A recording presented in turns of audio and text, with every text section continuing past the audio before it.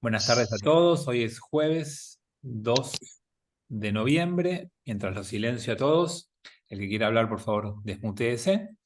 Vamos a retomar nuestro estudio de Torá, después de haber hecho un poquitito de catarsis entre nosotros de lo que está pasando. Y retomamos el capítulo 19 de Shmot, de Éxodo, que es un capítulo que, como vimos la semana pasada, central, súper importante, donde vimos varias definiciones teológicas y donde analizamos varios conceptos clásicos del pueblo judío, ¿recuerdan?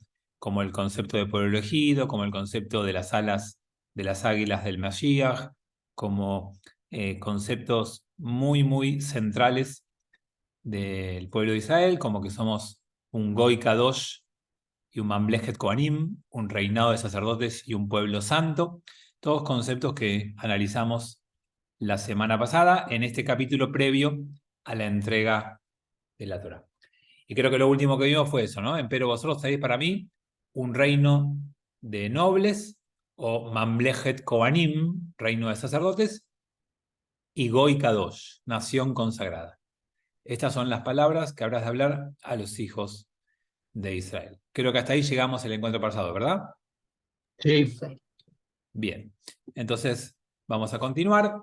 Vino Moshe y convocó a los ancianos del pueblo y expuso ante ellos todas las palabras, estas que le había ordenado Adonai. ¿Quiénes son los ancianos del pueblo?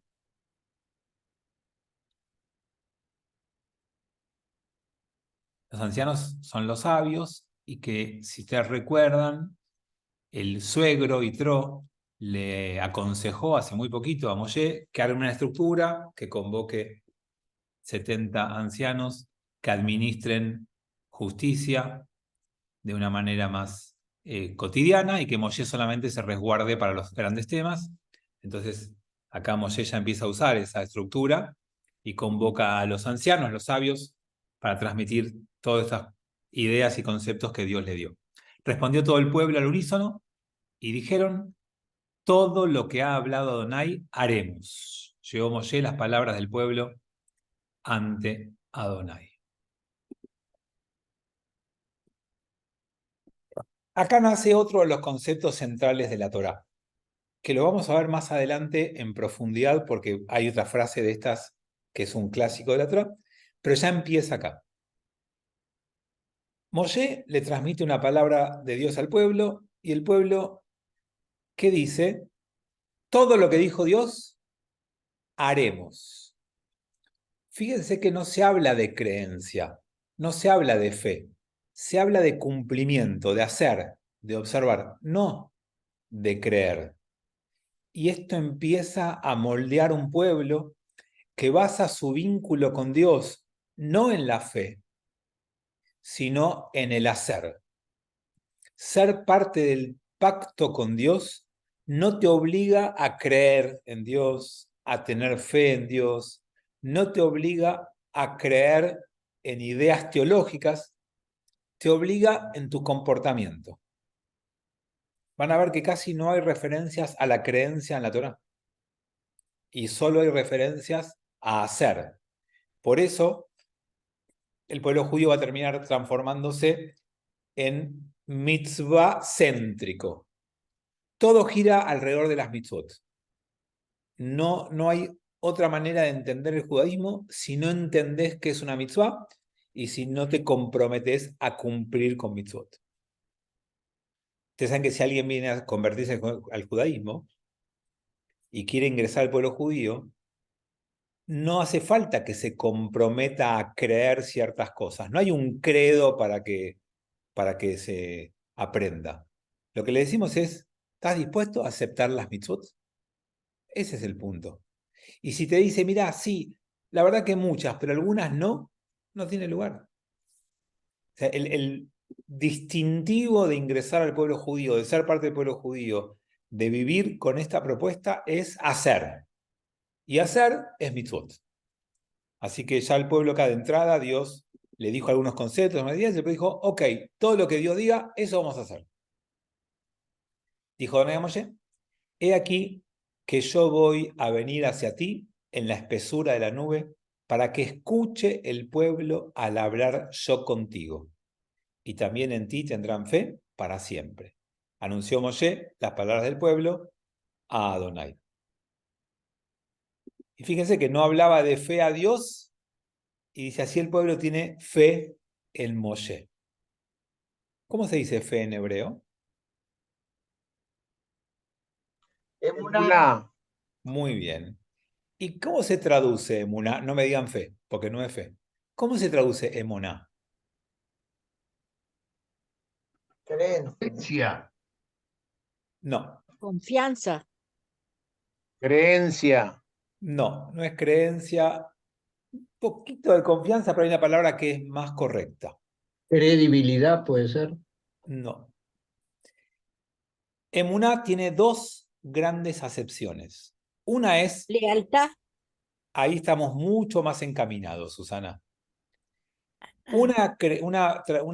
esa Una, fidelidad, digamos. claro, una connotación de la palabra es ser neemán, es ser fiel al otro. Entonces, tener fe en términos judíos es mantener tu fidelidad a un pacto, a un comportamiento, una observancia. Ser fiel no es lo mismo que tener creencia, confianza o fe. Fidelidad es lo que pide la Torá. Y por eso hay tanto puesto en que no te vayas con otros dioses, que no adores a otros dioses, que no elijas otro camino. Sé fiel a la vida y al camino que te propone la Torá. Y el otro concepto es omanut. Para los que saben un poquito de hebreo, emuná y omanut es la misma palabra. ¿Alguien sabe qué es omanut? Arte. Muy bien. Dani, ¿vos lo dijiste? Sí. Tal cual. Arte, artesanía. Ah, lo dijo Elena. Ahora sí, ahora sí. Artesanía, arte. Es decir, vieron que el artesano trabaja todos los días con algo para lograr un producto. Bueno, esto que pide Dios que tengas con Él es un trabajo cotidiano que hay que hacer permanentemente. No es como el mundo cristiano considera a la fe un don. Un don, en términos cristianos, es un regalo a cambio de nada, gratuito. Entonces, vos tenés el don de la fe o no tenés el don de la fe. En el judaísmo, emuná no es ningún don que lo trajiste, no lo trajiste, sino que es una construcción tuya de todos los días. Entonces, ¿qué es ser judío? Es construir todos los días un camino de fidelidad a la Torá. Algo que implica todos los días pequeños pasos que tenés que dar para mantener una fidelidad a la vida que la Torá te propone y al pacto que fijaste con Dios en esa propuesta. De eso trata de ser judío. Cuando le quieran explicar a alguien qué es ser judío, tienen que venir a este capítulo de la Torá, que tiene los conceptos más claros y más centrales de la vida judía. Por eso nos cuesta tanto que entiendan qué es el judaísmo las demás religiones, porque es absolutamente distinto. Si yo te pregunto a vos, ¿qué es ser cristiano? Bueno, reconocer a Jesús en tu corazón, será darle el lugar de hijo representante de Dios en la tierra y creer en Él. Es más fácil, es una fe, es personal, es individual, es tu vínculo con Él. ¿Qué es ser musulmán? Bueno, aceptar al profeta Mahoma como el último de los profetas. Hay definiciones un poco más vinculadas a lo que hoy creemos que es la religión o la fe. En el judaísmo, ¿qué es ser judío? Bueno, ser judío es considerarte parte de un pueblo que tiene un vínculo especial con Dios, que ese pueblo desarrolló una alianza, un pacto con ese Dios, y que ese pueblo se siente cuidado y protegido por Dios, y se siente los Kohanim, los sacerdotes de la humanidad, y ese pueblo debe todos los días ser fiel a las propuestas de Dios de cómo vivir, a lo que tengas que hacer todos los días para vivir. De eso podemos empezar a hablar sobre el judaísmo, todos conceptos que están en nuestro capítulo. Dijo Adonai a Moshe: ve hacia el pueblo y prepáralos hoy y mañana, y que laven sus vestimentas, y que estén prestos para el día tercero, pues en el día tercero descenderá Adonai a ojos de todo el pueblo sobre el monte Sinaí. Y acá empieza la preparación para el momento cúlmine de la vida judía en la historia. Van a recibir la Torá. Estamos ahí, en la base del Sinaí, a punto de que Moshe suba, como leímos en la versión anterior, que Moshe suba y que el pueblo escuche cómo Moshe recibe la palabra de Dios. Y están ahí listos, y el último paso que le da Dios es, momento, que se preparen 3 días. Primero y segundo día de preparación, que laven sus vestimentas, y el tercer día van a estar listos para que yo suba y les entregue la Torá. Cuando vas a vivir un momento importante, trascendente, hay que prepararse. No es impulsivo, no es automático, no es mecánico. Prepárate. Así como yo a veces juego y digo, ¿cuándo empieza la preparación para un Shabbat de una persona? ¿Cuándo empezás a prepararte para el próximo Shabbat? ¿Alguien sabe? No sé, ya va. El O sea, domingo. Termina el anterior. claro, apenas termina el anterior, te empezás a preparar. El Shabbat no es que decís, empezó. Requiere una preparación, requiere un trabajo previo que te vaya conectando con ese momento. Bueno, la entrega a la Torá fue igual. Requirió 3 días de preparación, de que el pueblo se prepare, se lave, se ordene y esté dispuesto a una vivencia, a una experiencia que lo va a marcar. Obviamente, esa es la entrega de la Torá, como la gran vivencia y experiencia del pueblo judío. Entonces, que se preparen 3 días, que laven sus vestimentos y ahí van a encontrarse con Dios. Pondrás límites para el pueblo en derredor diciendo: guardaos de subir al monte o de tocar en su confín, todo aquel que tocar el monte, morir habrá de ser muerto. No habrá de tocar en él mano alguna, pues apedrear será apedreado o arrojar será arrojado, sea bestia, sea hombre, no habrá de vivir. Al prolongarse el sonido del shofar, ellos podrán ascender hacia la montaña. O sea, en todo lo previo, que nadie se acerque, que nadie suba, que nadie toque el monte, y después, en algún momento, va a ocurrir que van a escuchar un sonido del shofar. Y ahí sí se podría subir. Pero hasta ese momento hay una distancia. Recuerden que santidad es distinción. Un espacio, un momento es sagrado si hay una diferencia. Bueno, es sagrado. No podés entrar en él y después vas a poder entrar en él. Esa distinción hace que el lugar sea especial. Distinto, que eso en hebreo se dice sagrado. ¿Qué es un shofar? ¿Para qué se usa el shofar?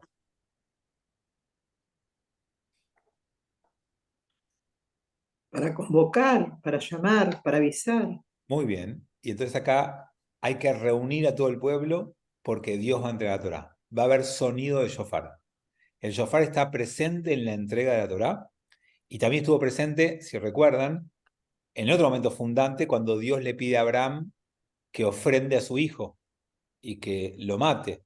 Y después no lo tiene que sacrificar y hay un carnero con los cuernos, con el shofar, enredado en el arbusto, que es el que va a ese lugar.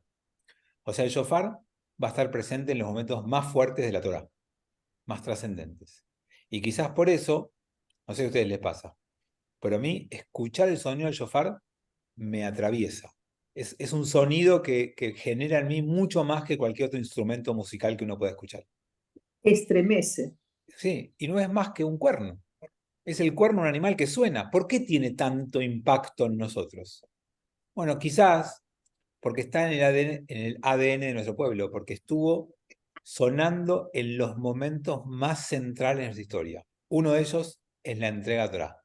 La entrega de Torá se hizo bajo el sonido del shofar, que en ratito vamos a leer que es un sonido distinto al humano, ya lo vamos a ver.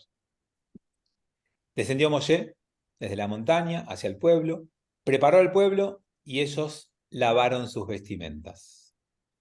Y dijo él al pueblo: estad preparados durante los 3 días, no os acerquéis a mujer. ¿Qué pasó acá? ¿De dónde sacó Moshe esto? Dios le dijo: anda al pueblo y decile, en 3 días van a tener una vivencia espectacular. Laven sus vestidos, estén preparados, no toquen la Era como para montaña, fijarse. y al tercer día yo voy a subir y voy a recibir la palabra de Dios y ustedes van a ser testigos. Y Moshe baja y dice: sí, estén preparados, laven sus vestidos, no toquen mujer. ¿De dónde lo sacó esto Moshe? Dios no se lo dijo. Entonces, acá hay 2 conceptos que quiero trabajar con ustedes. El primero tiene que ver con cómo escuchamos nosotros. Que existe la misma idea con qué vemos nosotros. Ustedes saben que lo que vemos es lo que estamos preparados para ver. Lo que no estás preparado para ver no lo ves. Hay un estudio que se hizo que dice que cuando Colón llegaba con las carabelas a América, los indios o los aborígenes o los pueblos nativos o originales que estaban aquí, miraban el océano y no veían las carabelas, que les costó mucho verlas, porque no estaban preparados para eso. No tenían esa dimensión en su mente. Entonces, a veces pasan cosas frente a tus ojos y no las ves. Y no las ves porque no estás preparado para verlas. Porque son conceptos que no tenés. Lo mismo con la escucha. Uno escucha lo que tiene en la cabeza. Lo que no tenés en la cabeza es muy difícil de escuchar. Bueno, Moshe escuchó con lo que Moshe tenía en la cabeza. Y lo que Moshe tenía en la cabeza es lo que aprendió en Egipto. Él fue educado en el palacio del faraón. Él fue educado en Egipto. Y en Egipto, prepararte para un momento importante era no tener sexo, no tocar mujeres. Era una preparación para un momento especial. No es judía esa preparación. Bueno, pero Moshe pudo escuchar con lo que él tenía y por eso tradujo en no tengan sexo o no toquen a ninguna mujer. Por tanto, yo los invito a pensar cuántas veces están ustedes escuchando con la limitación del modelo mental que tenemos. Y por eso a veces cuesta tanto la conversación intergeneracional. Cuando ustedes hablan con hijos o con nietos, cuesta mucho, porque los modelos mentales son muy distintos. Y entonces a veces uno tiene una cultura, una manera de ver el mundo, una forma de entender, y charla con un nieto, y el nieto, además de darte una velocidad que uno no escucha o no entiende, te habla de cosas que vos decís: ¿de qué me está hablando? No estamos preparados para escucharlos a veces. No tenemos el modelo mental desde el cual ellos nos transmiten. Entonces, cuando quieras entender mejor, tenés que conocer más el modelo mental desde el cual te hablan. Entender la cultura actual es central para escuchar a las personas que viven en esa cultura. A veces uno dice: ya no me interesa más, yo ya no quiero estar más actualizado, informado, no necesito, yo ya tengo bastante. Bueno, si querés escuchar y comprender, nunca baje los brazos. Siempre seguí intentando entender la cultura imperante. Porque si no entendés la cultura imperante, no vas a entender a los que te hablan desde esa cultura. O los vas a entender mal. Los vas a entender equivocadamente.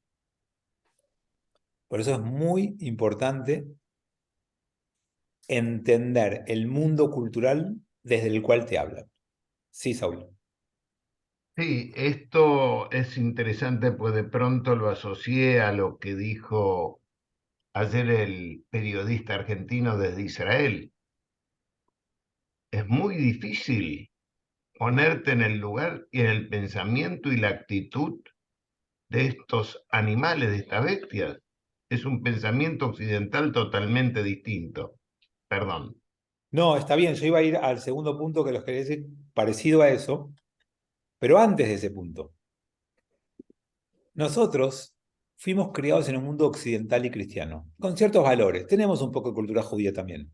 Pero el mundo islámico tiene otro modelo mental, tiene otra cultura.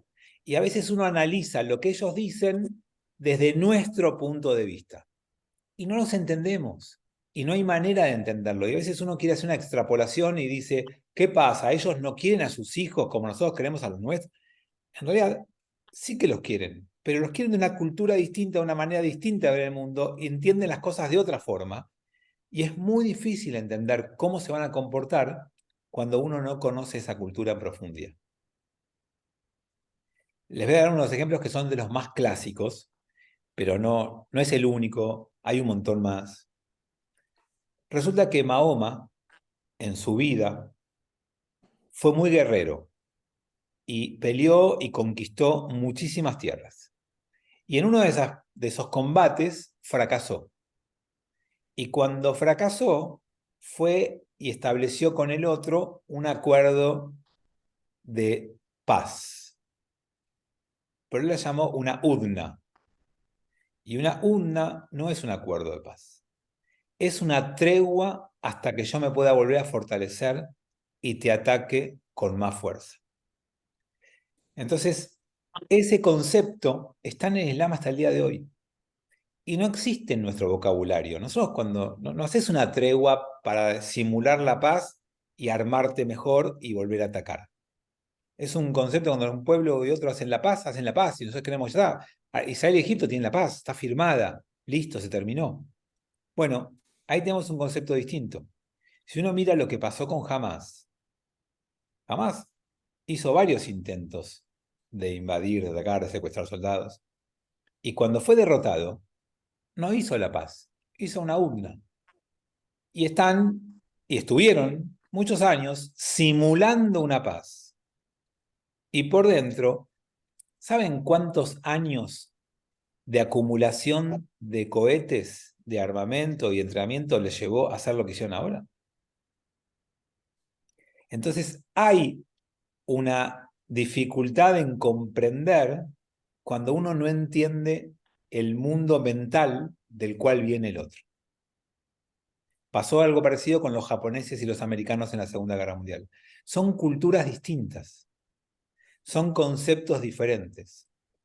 Hay culturas, por ejemplo, que son de la culpa y culturas que son de la vergüenza. Y son distintas las culturas. Y uno puede sentir culpa o uno puede sentir vergüenza y son diferentes las concepciones, la mirada, lo que sentís sobre el mismo hecho. Si yo siento culpa, es algo interno. Si siento vergüenza, es hacia los demás, es externo. ¿Y qué es mejor? Y depende de cómo fui criado. Nosotros somos una cultura que favorecemos más la culpa y evitamos a toda costa tener vergüenza. Bueno, la cultura oriental le escapa la vergüenza. Para esa cultura es imposible sentir vergüenza, es humillante y por eso hay tanto suicidio frente a la vergüenza. En nuestro caso, toleramos la vergüenza mucho más fácil y ustedes van a ser muy raro que vean un político occidental y cristiano, en cultura no me refiero, que se suicide porque lo descubrieron en un barco con una modelo gastando miles y miles de dólares. No es un caso, estoy hablando genéricamente, no es que pasó. Pero si ponele que encontramos un político que cobra un sueldo estatal y está en Marsella, en un barco, con una modelo, gastando fortunas que no tienen su declaración jurada, no le produce vergüenza. Esa vergüenza no lo deja mal. En Oriente es distinto. Entonces cada cultura tiene su manera de ver las cosas y cada uno escucha y entiende con el modelo mental que cada uno tiene. Así que por eso Moshe le agregó algo de su cultura y le dijo, no os acerquéis a mujer. Ocurrió el tercer día, que al entrar la mañana hubo truenos y relámpagos y nubes espesas sobre la montaña y un sonido de shofar muy fuerte, y se estremeció todo el pueblo que estaba en el campamento. Llegó el momento, llegó el día, y eso vino acompañado de una experiencia aterradora. Nubes, relámpagos, shofar. Imagínense, ahora está lloviendo acá, no sé cómo están por las casas de ustedes, pero si a veces un poco de lluvia te da un poquito de miedo. Si le combinás una lluvia fuerte, si le pones relámpagos, truenos, si le pones shofar, y te estremeces. Y al aire libre, a intemperie, no en tu casa resguardado, o con una carpita, con una tela, una lona, un cuero de animal que te esté cubriendo. Da miedo. Bueno, el cuadro en el que estaban daba miedo, y así fue como se preparó la entrega Torá. Sacó Moshe al pueblo al encuentro de Elohim desde el campamento, y ellos se mantuvieron erguidos en lo bajo de la montaña. Necesito ir un segundo al hebreo.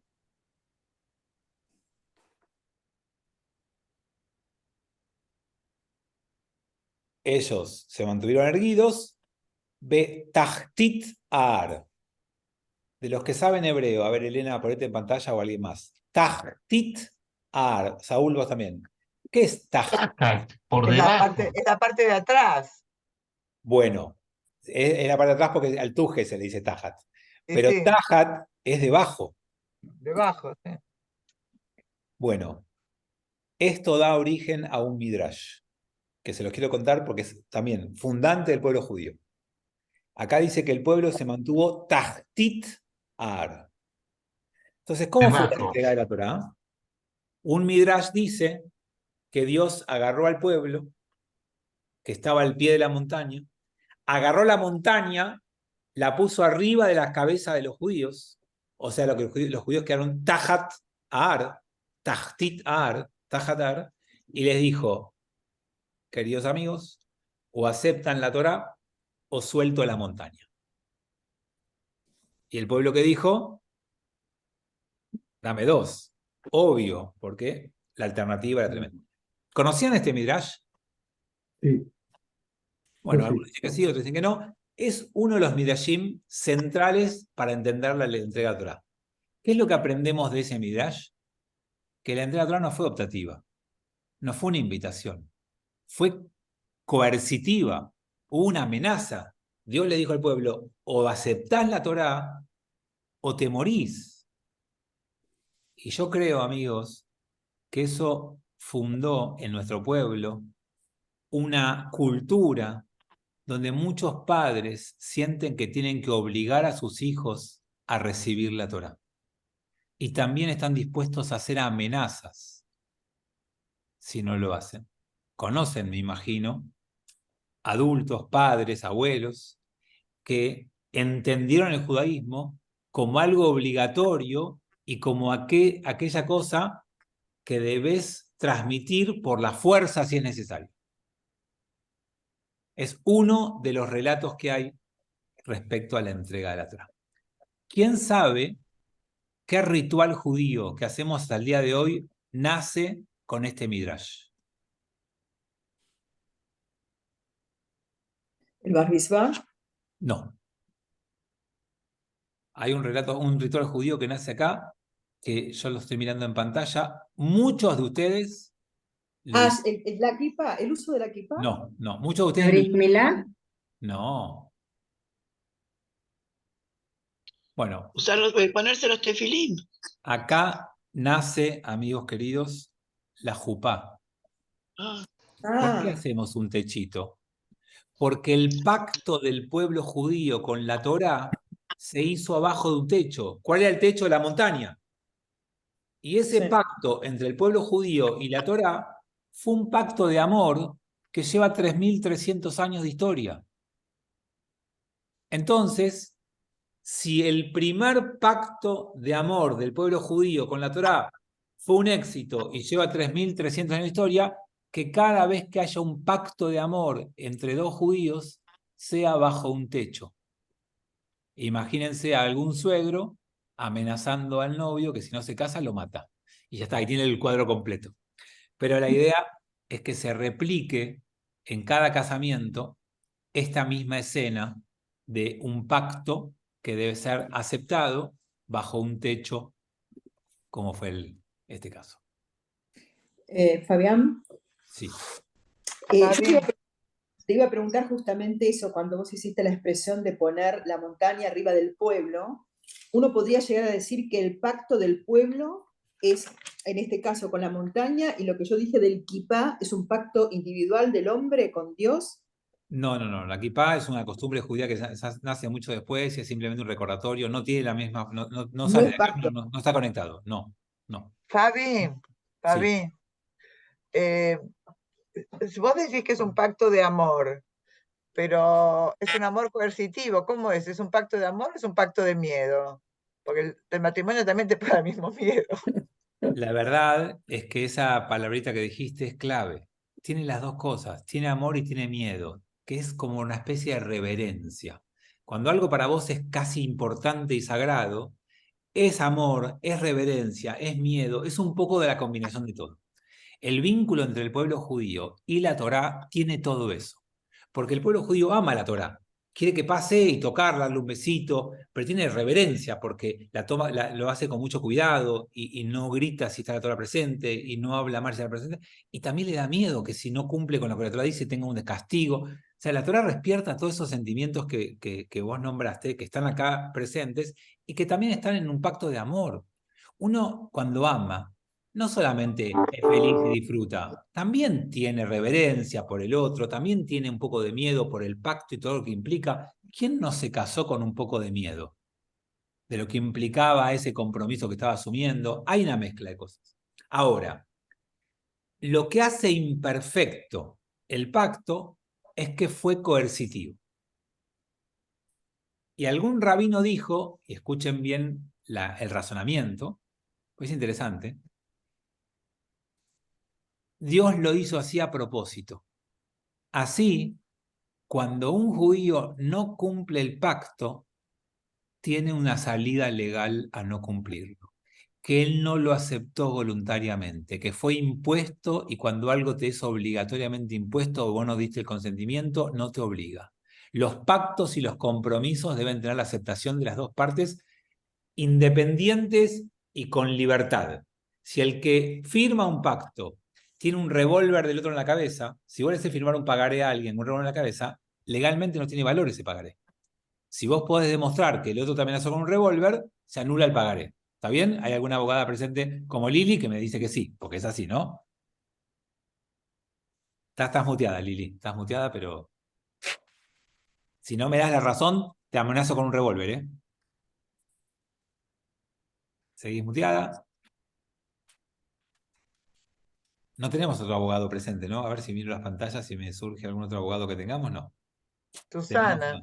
a Susana como escribana y a Susana Garbulsi como escribana. Tenemos dos escribanas.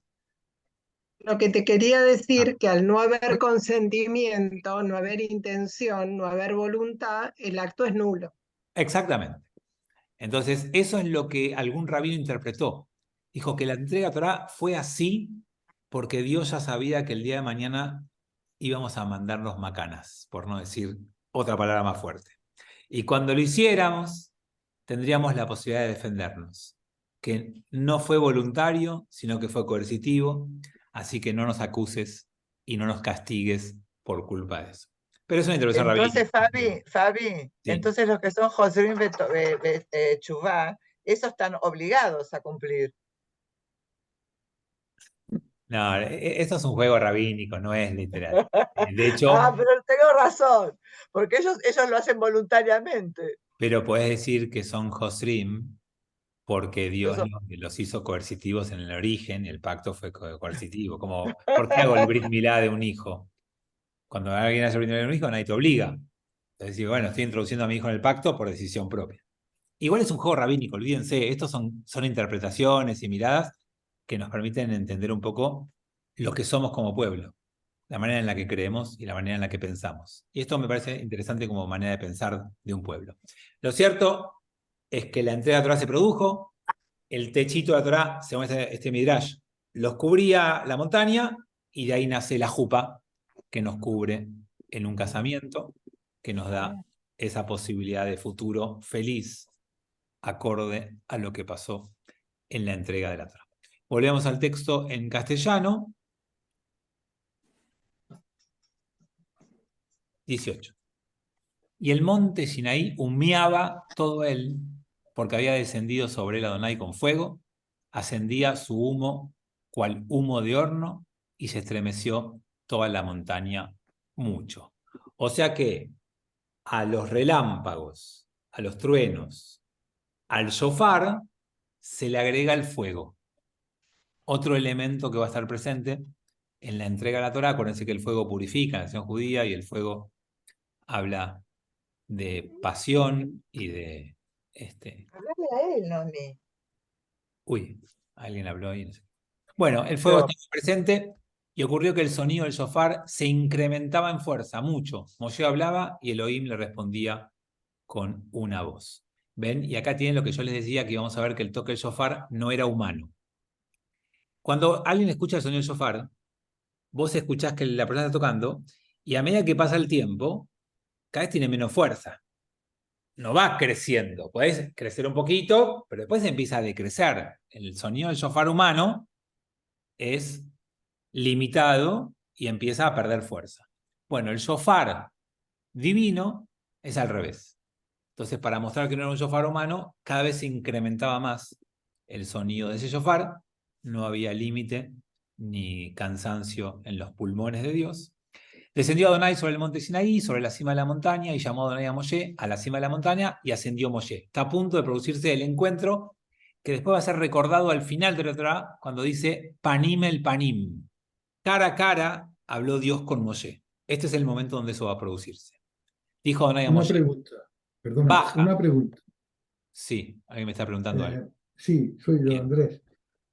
Una pregunta. El Sí. tema de que Dios se aparece en el monte, y hay varios momentos de la historia del pueblo, por ejemplo, cuando Débora sube con los 10.000 hombres a lo alto del monte, eh, eh, ¿qué trascendencia, o sea, qué tiene que ver el monte con la presencia de Dios? Muy buena pregunta, Andrés, y lo vamos a analizar un poquito porque es interesante. Repito la pregunta de Andrés, más sencilla y más simple, pero es la pregunta de él. ¿Por qué arriba de un monte? Si Dios no está en el cielo, no es que si la montaña va a estar más cerca de Dios porque Él está arriba. Dios está en todos lados. ¿Por qué no a orillas de un río? ¿Por qué no al lado de un arbusto, como ya fue un encuentro entre Dios y Moshe? ¿Por qué no en una confitería o en una heladería? ¿Por qué van arriba del monte? ¿Qué simbolismo hay allí? Desde arriba se ve más a todo el pueblo. Yo creo Elevarse. yo creo que hay un mensaje que es muy interesante para mí, y va en línea con lo que les decía antes de la diferencia entre la fe en el cristianismo y en el judaísmo. Yo les dije que la fe en el cristianismo era un don, y que ese don o lo recibís o no lo recibís, y es gratuito. Y le dije que en el judaísmo es un trabajo cotidiano, arduo y continuo, como el de un artesano en una pieza artística. Bueno, esa es la imagen de subir una montaña. Para subir a una montaña necesitas un esfuerzo, un trabajo, tenés que hacerlo bastante tiempo con inversión de energía y de fuerza, igual que desarrollar el vínculo con Dios. No es automático, no es fácil, no es que yo pueda decir, y bueno, a mí Dios no me vino en el chip, yo no tengo en el ADN el vínculo con Dios, no, me encantaría, pero no tengo. Bueno, ponete a subir la montaña. No es que lo vas a tener o no tener, tenés que desarrollarlo, y eso es un trabajo, es un esfuerzo. Ahora, no sé si alguno de ustedes alguna vez ascendió una montaña. Yo justo vengo de hacerlo. Si vos ascendés una montaña, te va a costar, va a ser un esfuerzo, va a ser un sacrificio, vas a transpirar, te vas a cansar, te van a doler los músculos, pero cuando llegás arriba, primero sentís una satisfacción y una plenitud única. Segundo, amplias tu mirada. Vos arriba de la montaña ves cosas que abajo no veías. De repente tenés una nueva perspectiva de todo y ves otras cosas que antes no te dabas cuenta que había. Estás en otro plano y tenés una mayor visión. Bueno, eso es lo que te da el vínculo con Dios. Tenés que desarrollarlo con esfuerzo, con sacrificio, a veces te va a costar un poco más, te va a cansar, te va a agotar, pero ¿sabés qué? Te va a llenar de bienestar cuando sientas que lo lograste y vas a tener una visión con una nueva perspectiva, más amplia, más lejana, vas a salir del corto plazo, de la mirada chiquita, vas a salir del egoísmo cotidiano, habitual, de tu ego, de tu capricho, de la cosa chiquita y barata que habitualmente tenés, y vas a ver las cosas desde otra perspectiva. Entonces vamos a ver que el pueblo judío va a desarrollar en la Torá al vínculo con Dios con la subida a la cima de una montaña. Y ahí hay, para mí, simbolismos que son geniales de cómo el pueblo judío ve todo. Armando puso, simboliza elevarse al nivel de Dios. Bueno, algo de eso estuvimos hablando, pero no es literal porque Dios no está en la altura, Dios está en todos lados. Pero es como el mito de Sísifo. No, el mito de Sísifo es que no vas a ningún lado, es que estás siempre en el mismo lugar. Acá hay un cambio. Subir la montaña te cambia, te transforma. No sos el mismo de antes. Es una diferencia esencial. Por eso digo, te amplía la perspectiva, te permite ver de otra manera, te hace sentir distinto y te da un bienestar. Eso es lo que logra aquel que escala una montaña. Como metáfora, tómenlo, porque hay gente que odia las montañas y no le gusta subir. Y los que alguna vez hicieron alguna escalada o algún trekking por montaña, y lo disfrutaron, me van a entender en lo que le estoy dando como metáfora. Y si todavía no lo hicieron nunca, háganlo, vale la pena. Está buenísimo, es una experiencia genial. Vamos a leer algún versículo más. Dijo Adonai a Moshe, baja, advierte al pueblo, no sea que derriben los límites hacia Adonai para ver y caigan de él muchos. Y acá también tenemos un concepto clave. Había un límite. Y el pueblo de Israel tenía el límite y no quería, tenía miedo, no quería cruzarlo. De hecho, lo mandan a Moshe. ¿Cuál es el miedo de Dios? Dice el texto que quieran ver. Que quieran ver. ¿Y cuál es la propuesta de Dios? Que escuchen. Y esa es la diferencia que viene a imponer el judaísmo. En la antigüedad, las religiones eran para ver. Vos veías las estatuas, los dioses, las representaciones, vos veías las pirámides, veías el sol, la luna, todo lo religioso era para ver. Tomen cualquier religión antigua, todas están armadas y construidas alrededor de lo que podés ver. Y el judaísmo viene y dice, no, ¿sabes qué? Vení al desierto, no hay nada para ver. ¿Qué hay en el desierto? Silencio. ¿Y qué te permite el silencio? Escuchar. El judaísmo es una religión que está centrada en la escucha. La vista te produce tentación, te engaña, te traiciona. La vista es peligrosa. Poné más atención con la escucha. Escucha. La vista es un atajo. La vista es más rápida, más fácil, ¿no? ¿Qué es mejor, leer un libro o ver una película? ¿Qué es más fácil, qué es más rápido, leer un libro o ver una película? Bueno, ver la película es más fácil. ¿Qué es más profundo? ¿Qué es más interesante? ¿Qué te deja más enseñanza? Y leer un libro. Ver la imagen es muy rápido, pero es poco profundo. Y no es lo mejor que te puede pasar. Hay que sacar la vista de escena y poner todo eso en la escucha. Acá me ponen, los dioses griegos bajaban al nivel de los humanos y nosotros deberíamos elevarnos. Sí, acá hay otra metáfora que puede ser interesante, donde el esfuerzo es tuyo. Vos tenés que hacerte el sacrificio y el esfuerzo y no lo van a hacer, nadie lo va a hacer por vos. Y también los sacerdotes, los que se acercan ante Adonai, que estén prestos, no sea que cause estragos en ellos. Empero dijo Moshe a Adonai, no puede el pueblo ascender hacia el monte Sinaí, pues tú nos has advertido a nosotros diciendo, delimita la montaña y declara sagrada. No te preocupes, la gente sabe que es sagrada, no va a querer subir. Vos mismo lo dijiste, no tengas miedo, Dios, le dice Moshe a Dios. No es un problema que la gente quiera subir.